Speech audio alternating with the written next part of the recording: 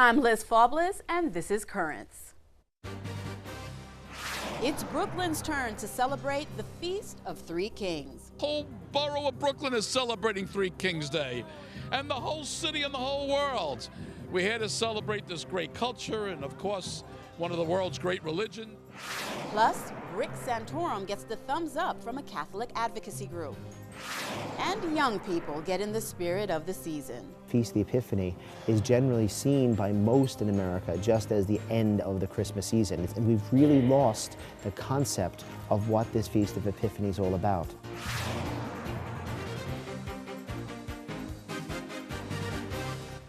Good evening, and thank you for joining us. Well, it may have looked like Christmas all over again at one Brooklyn parish yesterday, but in fact, a celebration in Williamsburg was all about the end of the Christmas season. It was the Parada Tres Reyes, or Three Kings Parade, to commemorate the arrival of the kings to see the infant Jesus. And just as those kings brought gifts, yesterday's celebration at All Saints Church included plenty of treats for the children who took part. But as we discovered, yesterday was about more than just presents. Estos tres reyes magos, ¿qué es lo que buscan ellos? ¿Por qué salen de sus propias tierras a hacer esta jornada? Porque ellos quieren ver a Papa Dios. Three Kings being part of our tradition in Colombia. I'm Colombian. Even though in Colombia the main day is the 25th, we also save some toys, some gifts for that day, the days of the Three Kings, because it's representing us giving gifts to God, the same way that He gave Himself for us. Of course, in Puerto Rico, it's a part of the tradition.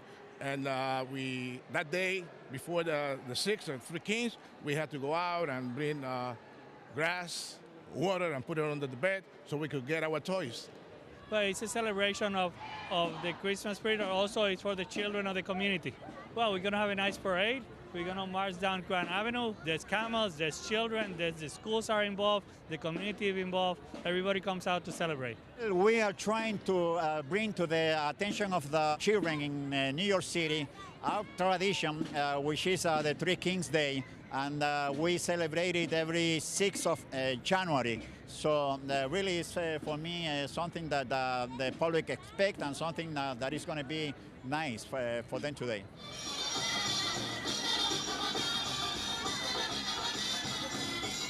Three Kings and the celebration of Three Kings really is about, kind of the end of the Christmas season, but it celebrates family, it celebrates principles, it celebrates so many different things. This is the school district, and you've got children from the neighborhood who are involved, and costumes and excitement and out here together on this Sunday. So that's why I'm here, to kind of be supportive of that entire Three Kings celebration, but also to be supportive of our children, and that's the great thing about it. The whole borough of Brooklyn is celebrating Three Kings Day, and the whole city and the whole world. We're here to celebrate this great culture and, of course, one of the world's great religions. Well, we want the children to remember and to celebrate this day as the Three Kings. We have nothing against Santa Claus, but the three wise men are the three people for us. From the church, they took the love of God to show to the rest of the people in the parade that the Three Kings, that the Catholic faith is alive. There will be some groups from our parish who are going to walk down the parade as one, showing the rest of the people, showing the rest of the world that the Catholic faith is still alive. And later in the show, we'll take you to another Three Kings celebration here in Brooklyn as young people get an education on the significance of the feast. But stay tuned, there's more Currents ahead, where some Christians around the world held their big Christmas celebrations over the weekend. We'll have that and the rest of the day's headlines next.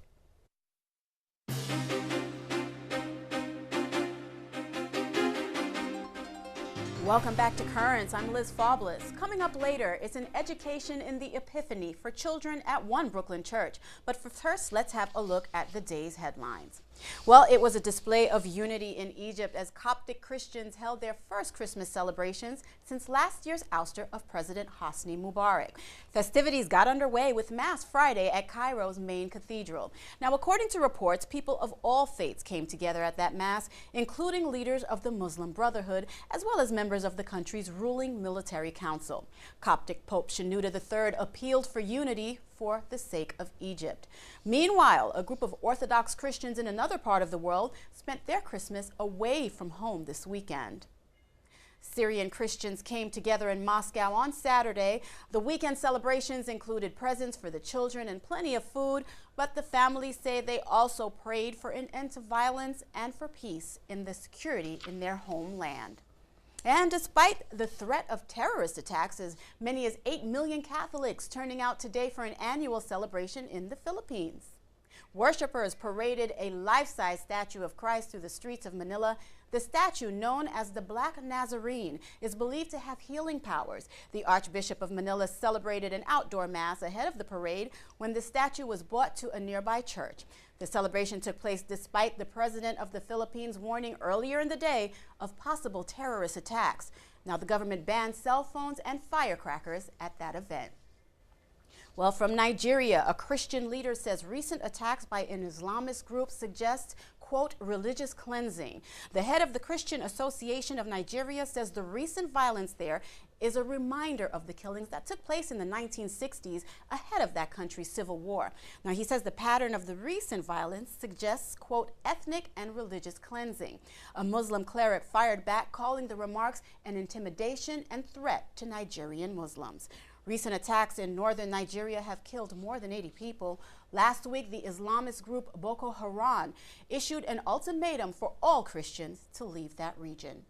Meanwhile, the Vatican spokesman says Pope Benedict will visit Mexico next year for the 200th anniversary of independence for Latin American countries. In an editorial for Vatican Radio, Father Federico Lombardi cited the Pope's earlier observation of Mexico's, quote, new emerging central role in the world. During his trip, which will take place in the spring, Pope Benedict will visit Mexico's Bicentennial Park, which is located in the exact geographic center of Mexico. The Pope will also visit Cuba. And in other news, the Vatican press office reportedly cut and pasted text from Wikipedia to provide journalists with biographies of the newly announced cardinals. Now, according to reports, the Holy See's press release included text from Wikipedia's Italian site. Some of the bios included mention that the cardinals designate were Catholic, a fact that need not be mentioned considering the nature of the story. The Vatican spokesman says his office was not given advance notice of the announcement and was in a hurry to provide journalists with the information. Well, back in this country, one cardinal is apologizing for comparing his city's gay pride parade to the Ku Klux Klan. Chicago Cardinal Francis George's remarks came last month in an interview with Fox Television in Chicago, following news that the parade's new route would bring it past the Catholic Church. Well, I go with the pastor. I mean, he's telling us that they won't be able to have church services on Sunday if that's the case. You know, you don't want the gay liberation movement to morph into something like the Ku Klux Klan, demonstrating in the streets against Catholicism. So I think if that's what's happening, and I don't know that it is, but I would respect the local pastor's, position on that, then I think that's a matter of concern for all of us. It's a little strong analogy. Is that Ku Klux Klan? It is. But you take a look at the rhetoric. What rhetoric? The rhetoric of the Ku Klux Klan, the rhetoric of some of the gay liberation people. In terms of the church? Who is the enemy? The Catholic Church. And in an interview with the Chicago Tribune, Cardinal George says he is truly sorry for the hurt his remarks caused. He says he was concerned for the church's liberty and used an analogy that was inappropriate. Meanwhile, a priest in Baltimore who was paralyzed from a neck injury believes he may have been healed through miraculous intercession. According to Catholic news agency, the priest was told he would never walk again after he broke his neck and was paralyzed. Redemptorist priests in New Orleans, as well as staff at the Blessed Francis Silo Center, began praying for the priest. Soon, he was able to move his leg, and today he is able to walk with the help of a walker. An informal evaluation is planned to determine, that is, whether the healing qualifies as a miracle needed in order for Blessed Francis Seelos to be declared a saint. Seelos was a 19th century German-born priest who came to the U.S., eventually ministering to victims of yellow fever before dying from the disease himself. And the New York State Catholic Conference has announced the redesign of its website. The conference says that the new design is more dynamic and user-friendly, providing a more contemporary user experience from the old design. Now, the new site includes news from dioceses across the state, including the latest from the Tablet here in Brooklyn. Funding for the site came in the form of grants from the Chiaroscuro Foundation and the Order of Malta, along with contributions from Catholic Action Network members. Well, stay tuned. There's more currents coming up. Just ahead, he's the latest GOP darling. We'll find out why one Catholic group is endorsing him.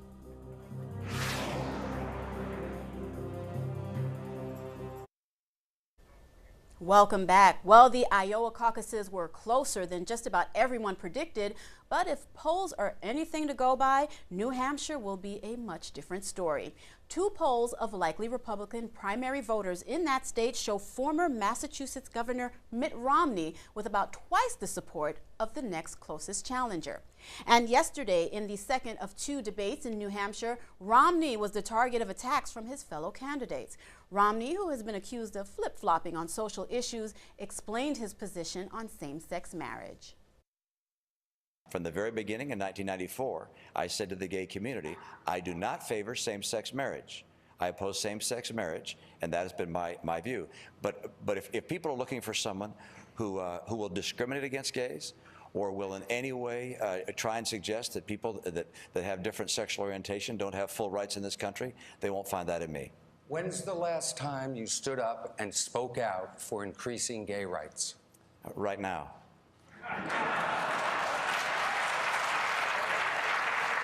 And Romney, whose Mormon faith has been a hot topic during this election cycle, received a big boost from a group of prominent Catholics. 5 former U.S. ambassadors to the Vatican endorsed Romney on Saturday.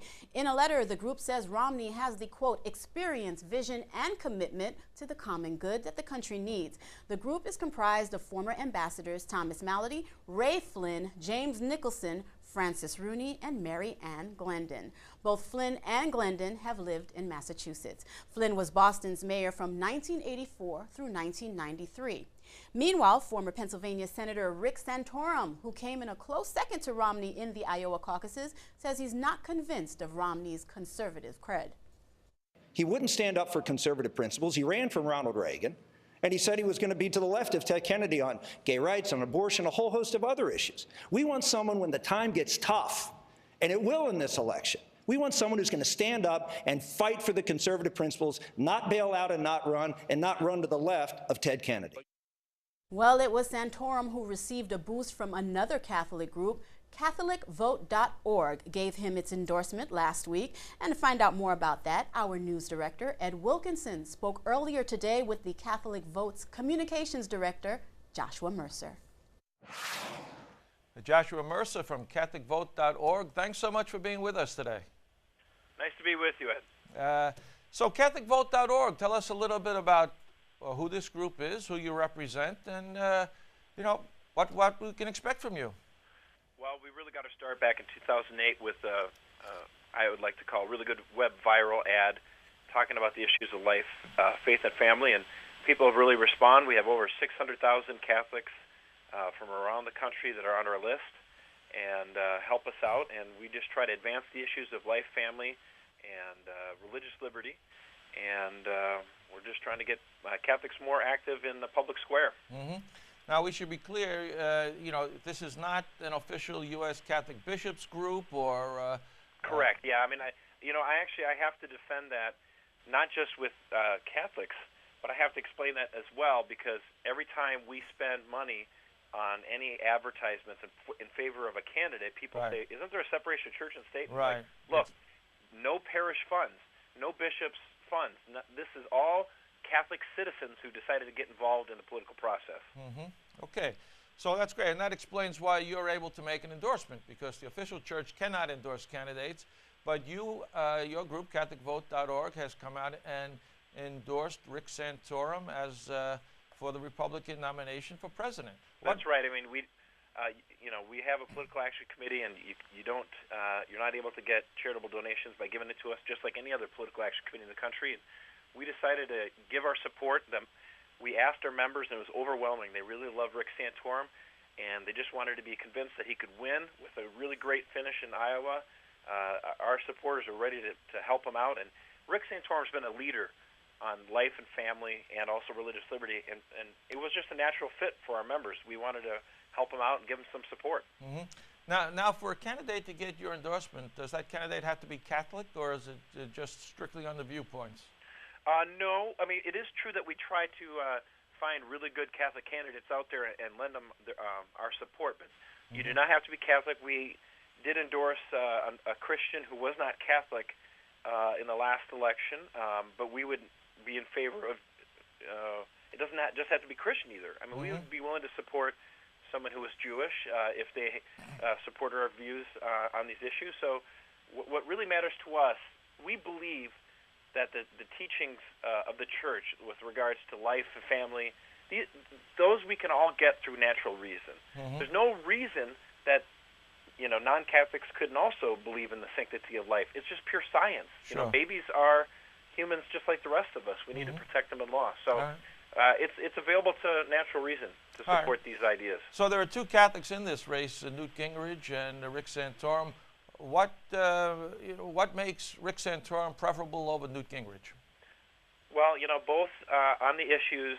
In fact, when you want to look at the rest of the entire field as well, most of the candidates are really solid on the life. Well, in fact, all of them are good on the life issue. And then on the marriage issue, there's some candidates like Ron Paul who aren't quite with us on the marriage issue. But if you look at the other candidates like Newt Gingrich and Mitt Romney and Rick Perry, all these other ones, they all check the boxes. They all say the right things. They all use the right buzzwords. But when it comes to Rick Santorum, we truly believe in good times and in bad, he is a leader on this issue. He is willing to fight for these issues, and that's why we want to stand behind him. So that's not to say anything bad about the other fellows. Right. If the votes come down, I think they'd vote the right way. But, man, there's no doubt Rick Santorum is a leader on the life and family issues. Sure. There are some Catholics who are going to say that, well, sure, he's good on those issues, but there are other issues of concern to the Catholic community that we're not too crazy about his position on, say, like immigration. How do you answer, how do you respond to that? Well, if you look at all the different candidates, there are issues, I don't think if you're talking about an individual Catholic voter, is there going to be a Catholic candidate that lines up with your positions 100% on every issue? Probably not. I mean, if I had the chance to talk with some of the other candidates and try to convince them, why don't you do this or that with regards to immigration or other issues, I might try to persuade them to come closer to, a position I like. On the issue of immigration, I think all of us realize, as Pope Benedict said, that a country has a natural right to its border, of course, and the question then just is, how do we try to reconcile what's been the broken system we've had over the last 30 years? And there's people come down with different answers on that. It's all prudential reason to try to figure out what's the best way to try to address this from a humane perspective. And I just encourage folks to keep getting involved in the issue and bring it up and talk to the candidates about these issues. Now, do you think that Santorum's late surge in Iowa gives him some momentum going into New Hampshire? What do you expect to happen tomorrow night? Well, I mean, there's no doubt that with regards to New Hampshire, Mitt Romney looks like he's the front runner. I mean, he was the border governor of Massachusetts there. He actually lives in New Hampshire as well. So he definitely has a lot of strengths and advantages. I think Rick Santorum is hoping to get for a fourth place finish. I'd really like to see him move up to third place, if at all possible. That's what Mike Huckabee did in 2008. But it can change in an instant, because you look at what happened. John McCain and George Bush were dead even in the polls, right, like within 2 days of the New Hampshire primary, and then John McCain ended up winning by 16 points. So it's so volatile. It's hard to say you know, Rick could end up second place, third place, fourth place, fifth place. It's really, you don't even know. I mean, Iowa, who would have thought it would have 8 votes to separate the two candidates? Yeah, It right. would be that Right. close. I mean, it's hard to say. Well, especially smaller elections, you know. Yeah, well, we'll see what happens tomorrow night, and I hope we can stay in touch during the campaign, and we'll get an update on Rick Santorum and CatholicVote.org. Joshua Mercer, thanks so much for joining us today. Well, thank you. God bless you. Stay tuned. There's more Currents ahead. When we return, young people at one Brooklyn parish meet the Three Kings. The Feast of the Three Kings. In many countries, as we know, it's the major celebration. It's a day that gifts are exchanged, and in many places, it's a day of great processions.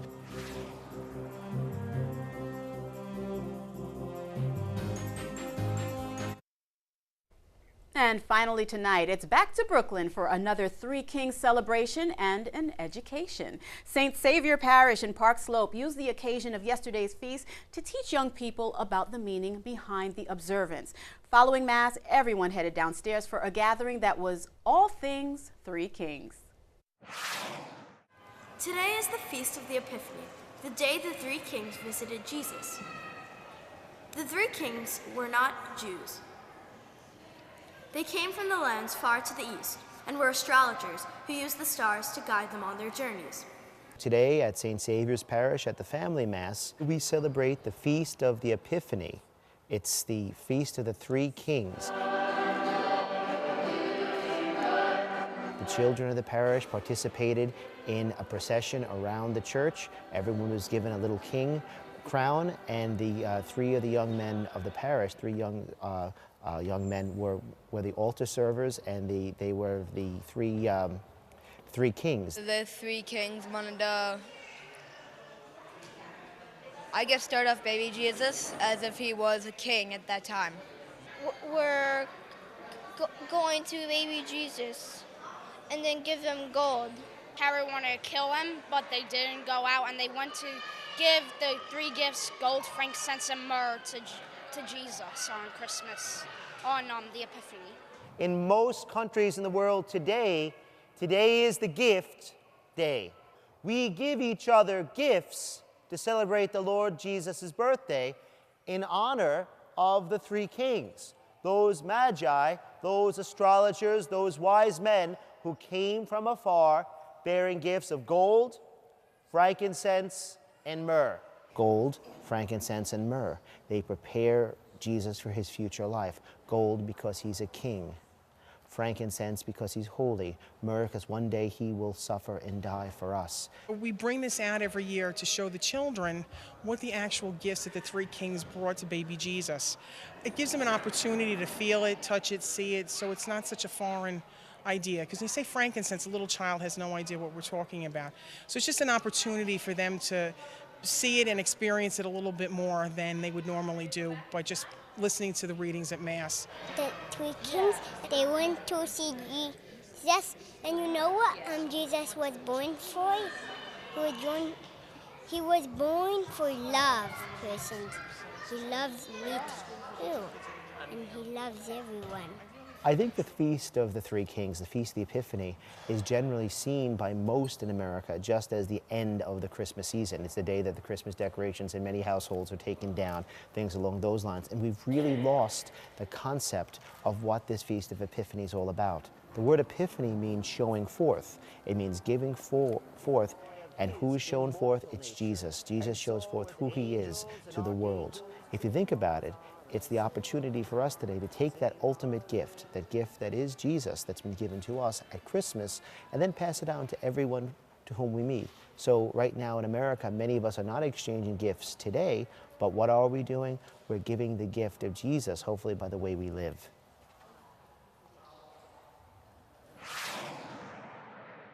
And that is all for this edition of Currents. Coming up tomorrow, it's a gala celebration in Queens for Haitian Catholics across the country. We'll take you to it. That and much more tomorrow night.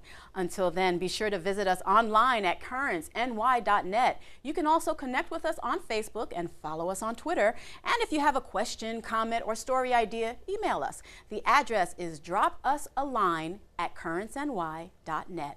For all of us here at Currents, I'm Liz Faubles. Thank you for watching and have a great night.